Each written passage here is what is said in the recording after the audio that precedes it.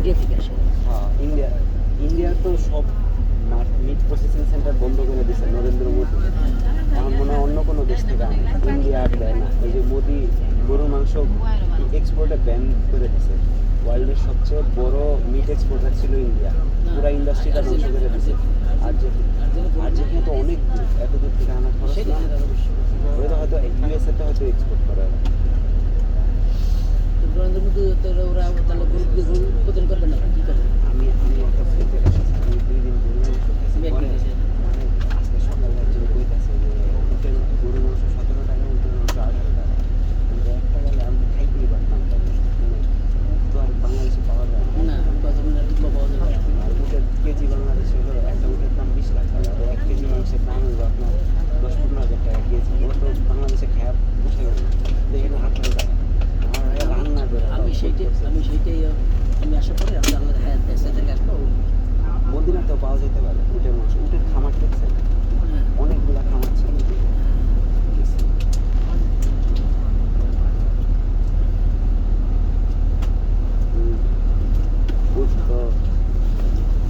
বেচারা রুটিয়েছে, এরা বড় এত বড় বড় দুটো ব্যাগ আছে আমাদের দেশের ছিল যারা এত বড় ব্যাগ আই না দিকে বেড়ে গেছে। ছোটটা হইলে উঠে তুলে এখন বয়ে আরাম পাইবে। ব্যাগের এখন টেনশন লাগছে। পাঞ্জে পড়া আছে আর একটা আর্টসেট নিয়ে আসছি 5 মিনিট। সমস্যাটা সিটের না, সমস্যাটা ব্যাগ বুক না, ব্যাগগুলো তো বড় কষ্ট করতে লং জার্নিতে। আমার তো যে ওই হলুদ ব্যাগ আমার সব একটা গেছে। খাম নাই তো, ময়লা হয় না, তুলা নাই, তুলা নাই, ঘাম তো খায়। আমি ঘামছি, আমার হাত খাওয়া হয়ে গেছে, মানে পার্ন হয়ে গেছে।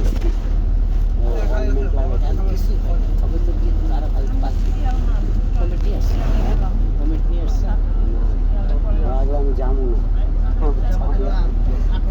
চামড়া আমার দেখেন কি হয়ে গেছে।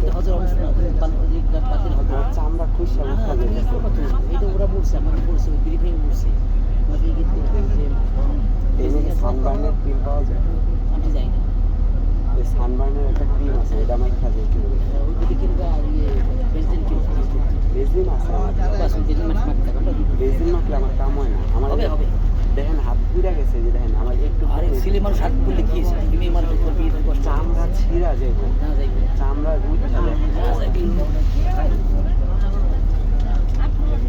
এত বাইরে হলে মনে হয় কি যে চুলার নিচে ছেড়ে দিচ্ছে।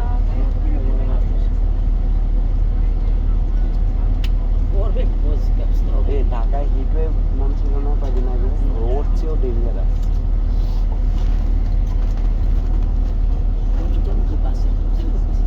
এমনি যারা থাকে ওটা যে মানে আপনি যদি সৌদি নাগরিক হন তাহলে একটা ভাতা পাবেন প্রতি মাসে, শুধু নাগরিক হলে প্রতি মাসে ভাতা 1 লাখ টাকা। যদি তেল বেচে 1 টাকা না, কিন্তু আমার দেশ থেকে আসে কাজ করতে দেখলাম না ওখানে সকাল 15 সময় বেরিয়েছে। এই যে মাসে 20,000 টাকা বেতন দেয়, কলকাতা ভিতরে উঠে কাম করে। এই যে ছেলেগুলা রাস্তায় দাঁড়িয়ে পরিষ্কার করতেছে, আমাদের থেকে ওখান থেকে যেতে, খাবার থেকে যেতে, এই যে 10 বছর পর দাঁড়িয়েছে যারা লেবার ওরা যে আপনার এক রুমে 4 জন থাকেন না, ওই যে কোনো টয়লেট একটাই, টয়লেটে হাতের পানি ভাসে, ওইদিকে তুই করে কিছু করার নেই।